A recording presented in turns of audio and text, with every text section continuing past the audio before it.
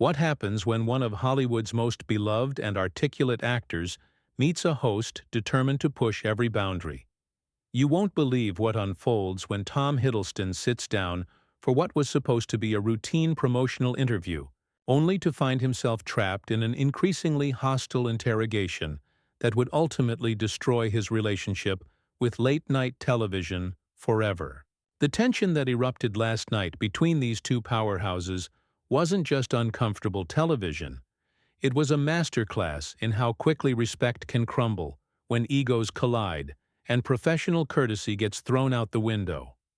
Before we get into this incredible story, make sure you hit that subscribe button and drop a comment below, because you're not going to believe what unfolds when civility meets calculated cruelty on live television. The atmosphere in Studio 6A felt different. From the moment Tom Hiddleston walked through those familiar double doors, where previous guests had been greeted with the usual warmth and practiced charm that made Jimmy Kimmel a household name, there was something colder in the air tonight. Perhaps it was the way the production assistants avoided direct eye contact, or how the usual pre-show banter felt forced and mechanical. Whatever it was, seasoned observers of late-night television would later say they sensed something brewing beneath the surface long before the cameras started rolling. Hiddleston, impeccably dressed in a tailored navy suit that somehow managed to look both casual and sophisticated, settled into the guest chair with his characteristic grace. His smile was genuine, his posture relaxed, and his eyes held that familiar spark of intelligence that had endeared him to millions of fans worldwide. He had every reason to expect this would be another pleasant chat about his latest project, perhaps some light-hearted discussion about his upcoming Marvel appearances, maybe a charming anecdote or two that would give audiences a glimpse into the man behind the characters they loved. But Jimmy Kimmel had other plans. From the very first question, something felt off.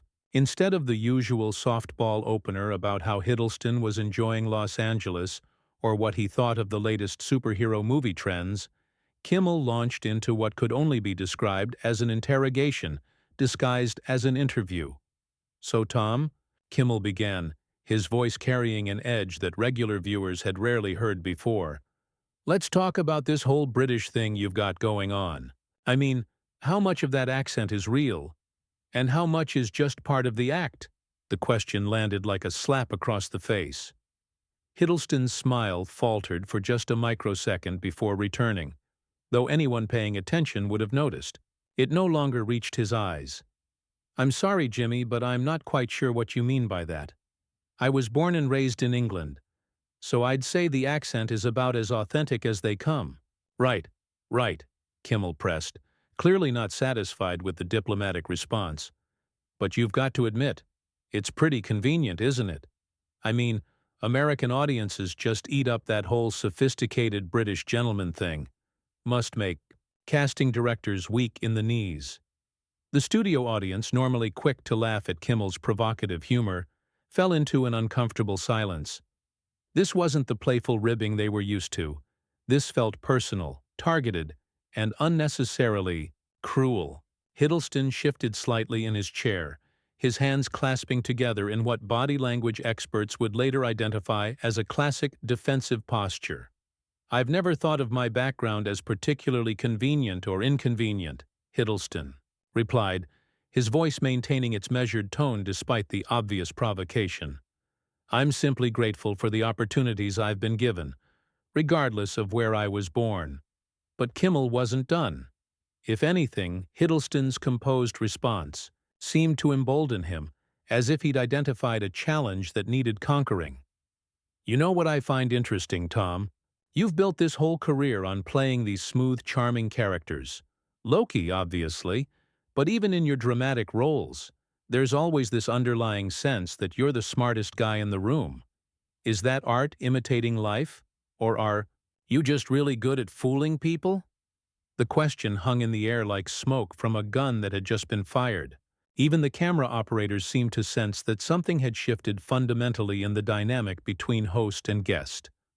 Hiddleston's jaw tightened almost imperceptibly, and for the first time since sitting down, his diplomatic facade showed the tiniest crack. "I think you might be confusing confidence with arrogance, Jimmy," Hiddleston said, his voice still controlled but carrying a new undertone of steel. "I've always believed that preparation and respect for one's craft are essential, but I've never considered myself superior to anyone else in this industry or otherwise." Kimmel leaned back in his chair, a smile playing at the corners of his mouth that had nothing to do with humor and everything to do with the satisfaction of a predator who had drawn first blood. "Preparation, sure. But let's be honest, you've had some pretty spectacular failures too, haven't you? I mean, that whole Taylor Swift thing was pretty embarrassing, wasn't it? All those paparazzi shots, the manufactured romance for publicity, must have been tough when it all fell apart. So publicly." The mention of his past relationship, something Hiddleston had consistently refused to discuss in detail out of respect for all parties involved, crossed a line that even the most aggressive interviewers rarely dared to approach. The color drained slightly from Hiddleston's face, not from embarrassment but from genuine anger at having his personal life weaponized for entertainment. "I don't think my private relationships are appropriate fodder for this kind of discussion, Jimmy," Hiddleston said, his British politeness now serving as armor against what was clearly becoming an ambush. "I came here to talk about my work, not to provide gossip for your monologue." "Oh, come on now," Kimmel pressed, sensing vulnerability like a shark detecting blood in the water. "You can't live your life in the public eye, benefit from all that publicity, and then act like certain topics are off-limits when it's convenient for you. That's not how this game works, and you know it." The studio had fallen so quiet that the hum of the air conditioning became audible. Audience members were shifting uncomfortably in their seats, many beginning to realize they were witnessing something far beyond typical late-night entertainment. This was personal destruction masquerading as comedy, and everyone present could feel the temperature in the room dropping with each exchange. Hiddleston took a deep breath, clearly struggling to maintain his composure in the face of what could only be described as professional harassment. "I think there's a difference between being a public figure and being fair game for character assassination, Jimmy. I've always tried to conduct myself with dignity and respect, both professionally and personally." "Dignity and respect," Kimmel repeated mockingly, as if the words themselves were somehow ridiculous. "Is that what you call those photos of you wearing that I Heart TS tank top? Because I've got to tell you, from where I was sitting, it looked more like a desperate attempt to stay relevant." And there it was, the moment when the interview crossed from uncomfortable into genuinely hostile territory. Hiddleston's hands clenched into fists for just a moment before he consciously relaxed them, his years of classical training helping him maintain some semblance of control, even as his professional world seemed to be crumbling around him. The audience could sense that something irreversible was happening, that they were witnessing the kind of television moment that would be analyzed and discussed for years to come. But this was only the beginning, and everyone in that studio was about to discover just how far Jimmy Kimmel was willing to push one of Hollywood's most respected actors. The commercial break that followed felt like a momentary reprieve from what was rapidly becoming a public execution. During those precious few minutes, while makeup artists touched up faces and assistants scurried around adjusting lighting, Hiddleston sat rigidly in his chair, his jaw clenched so tightly that the muscles in his neck were visibly strained. Several crew members later reported that they'd never seen a guest look so genuinely uncomfortable, not the performative discomfort that sometimes accompanied controversial topics, but the real thing, raw and unmistakable. Kimmel, meanwhile, appeared to be relishing every second of his guest's obvious distress.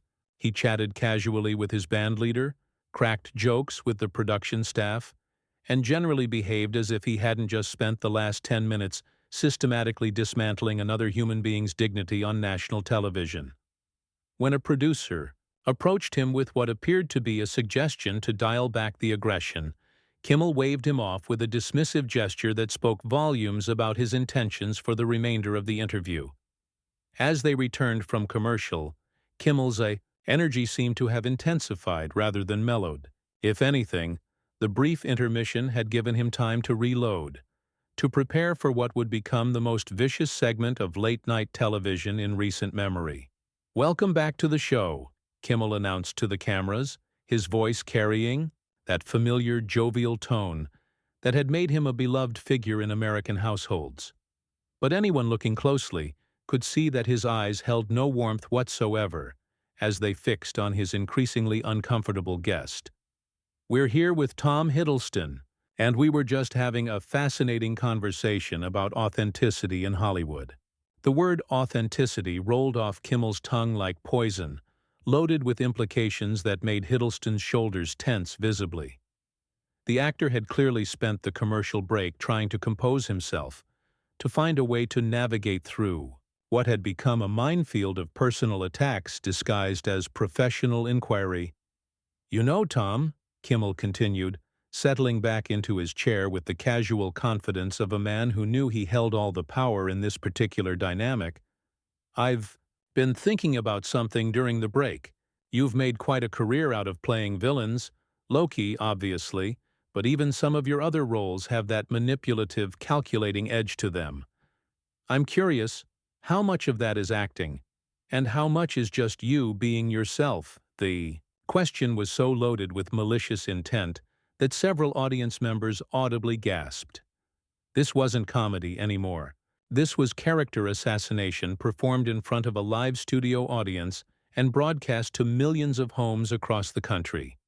Hiddleston's face went through a series of micro-expressions: shock, hurt, anger, and finally a kind of grim determination as he realized that diplomatic responses were no longer going to be sufficient. "I think you're confusing the roles I play with who I am as a person, Jimmy," Hiddleston replied, his voice carrying a new edge that hadn't been there before. "Acting requires empathy and understanding, not personal identification with every character one portrays. I would hope that distinction would be obvious to someone in your position."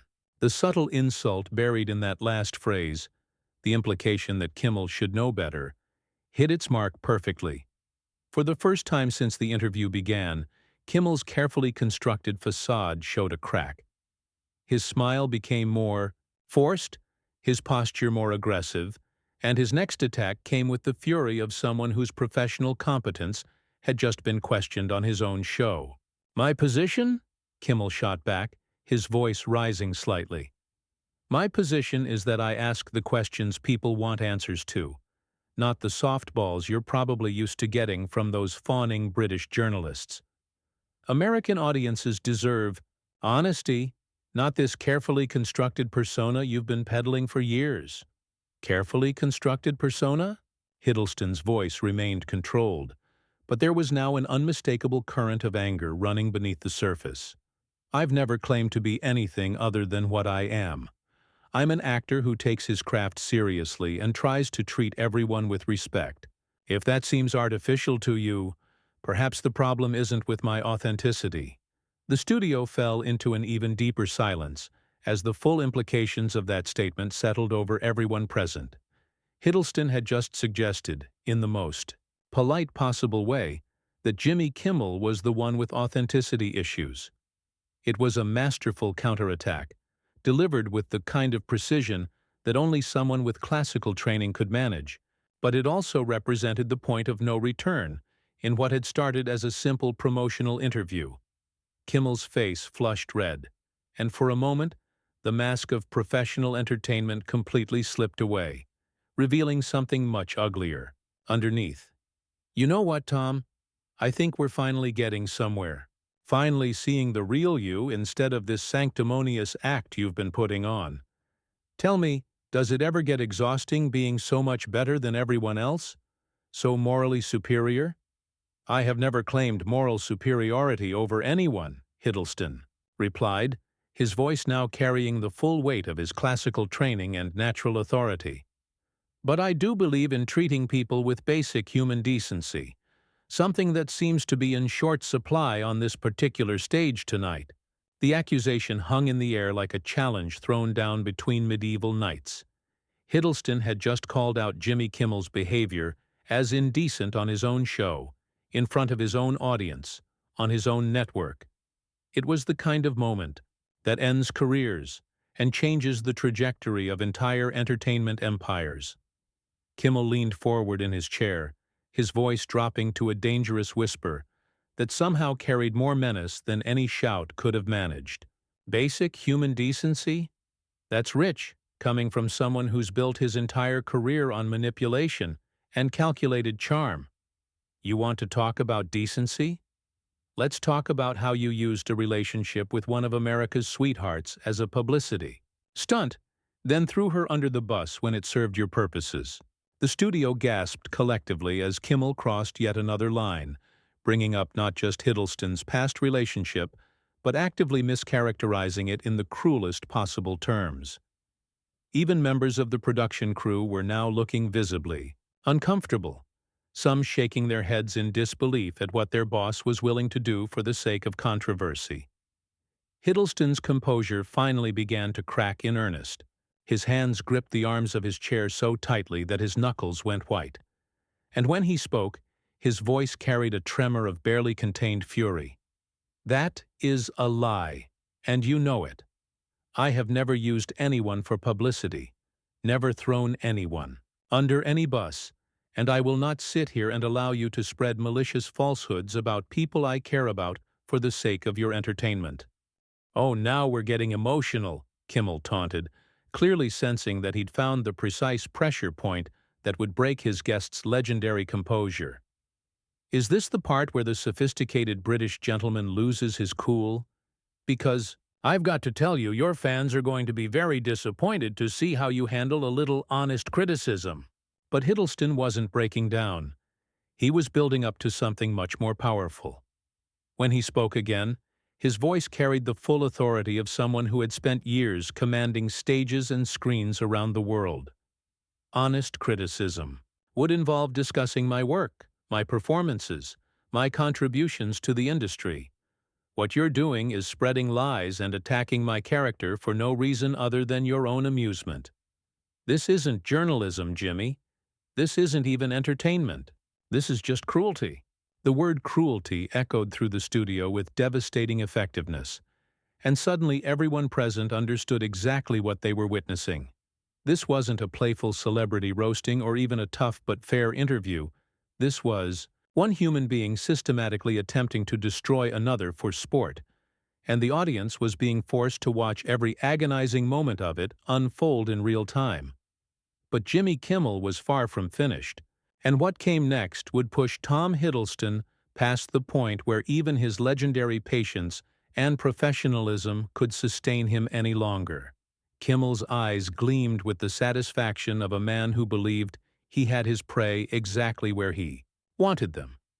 The audience's obvious discomfort, the crew's visible unease, even the growing tension radiating from his guest, none of it seemed to register as warning signs.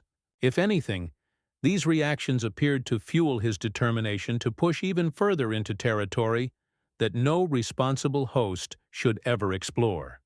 "You know what I think, Tom," Kimmel said, his voice taking on a mock philosophical tone that somehow made his words even more insulting.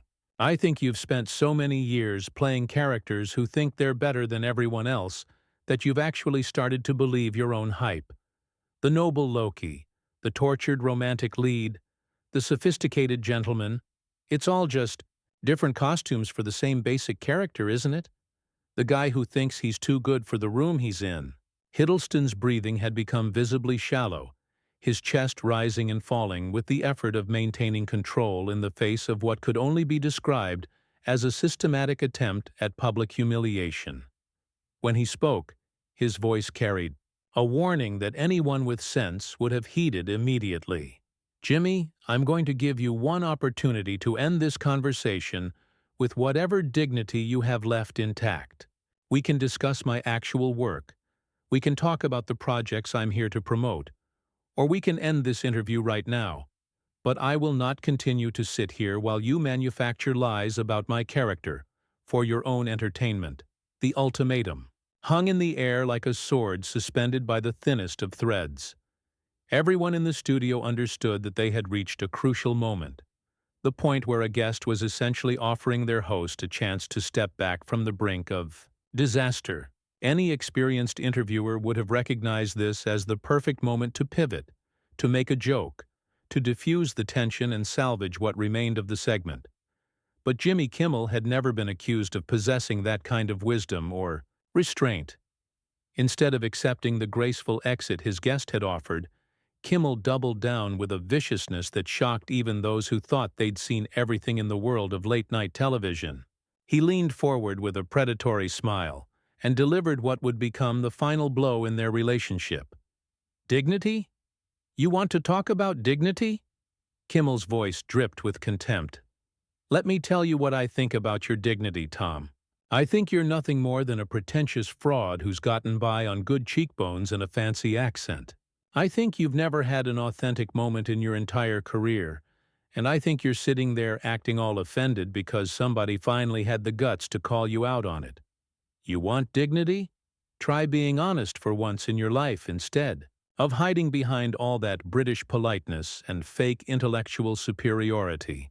The words hit Hiddleston like physical blows, each accusation designed to strip away not just his professional reputation, but his fundamental sense of self-worth. The studio fell into a silence so complete that the sound of someone's nervous cough from the audience echoed like a gunshot.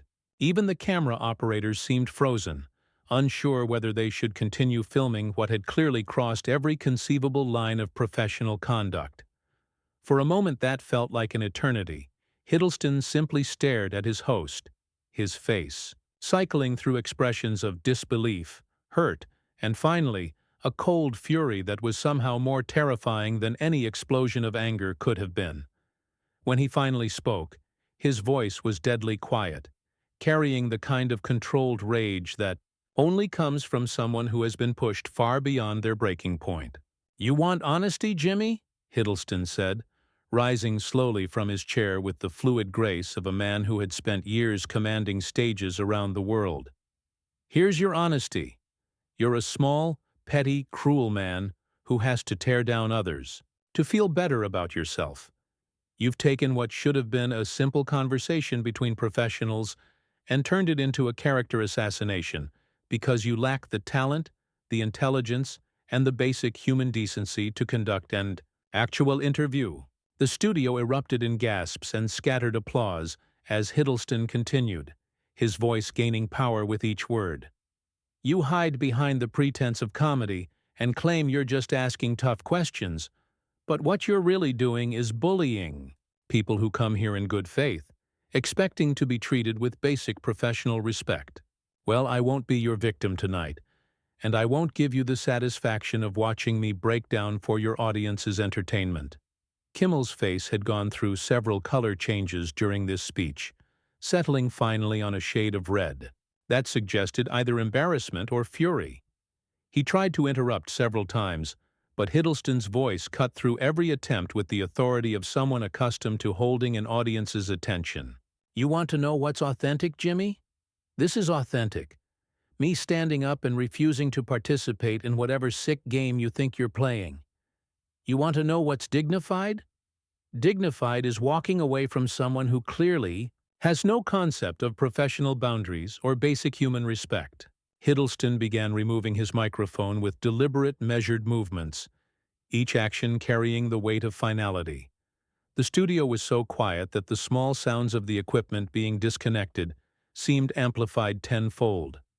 "I came here tonight to talk about my work, to connect with fans, and to honor the commitment I made to appear on your show," Hiddleston continued, his voice never wavering from its controlled intensity. "Instead, I've been subjected to lies, personal attacks, and behavior that would be considered unacceptable in any professional setting. I will not be a part of this anymore." Kimmel finally found his voice, though it came out as more of a croak than his usual confident tone. "Tom, come on. Don't be so sensitive. It's just television. It's all in good fun." "Good fun?" Hiddleston's voice cut through the weak protest like a blade. "There was nothing good about any of this, Jimmy. You've shown your audience exactly who you are tonight, and I hope they remember it long after I'm gone." With that, Hiddleston placed his microphone carefully on the side table next to his chair, straightened his jacket with the same attention to detail he might give to a costume before a performance, and began walking toward the exit. His movements were unhurried, dignified, and absolutely final. The cameras followed his every step as he made his way across the stage, past the stunned band, past the crew members who couldn't quite believe what they were witnessing. Some audience members began to applaud, slowly at first, then building to something approaching a standing ovation for a man who had just demonstrated more class and integrity in 5 minutes than they'd seen on television in years. Kimmel sat, frozen in his chair, his mouth opening and closing soundlessly as he watched his guest walk away with the kind of dignity that no amount of money or ratings could buy. The host, who had started the evening believing he could break down one of Hollywood's most respected actors, was now left alone on his own stage, facing an audience that had just witnessed him reveal the worst aspects of his character to the world. As Hiddleston reached the exit, he paused for just a moment and turned back toward the camera, not toward Kimmel, but toward the millions of viewers who had watched this disaster unfold in real time. "To anyone watching at home," he said, his voice carrying easily across the stunned studio, "I hope you remember that no one deserves to be treated the way I was treated tonight, no matter who they are or what they do for a living. We all deserve basic respect and dignity, and we should never accept less from anyone, regardless of their position or platform." And with that final statement, Tom Hiddleston walked through those double doors and out of Jimmy Kimmel's studio forever, leaving behind a host whose reputation would never fully recover from the night he mistook cruelty for comedy and discovered that some people's dignity simply cannot be purchased, borrowed, or destroyed.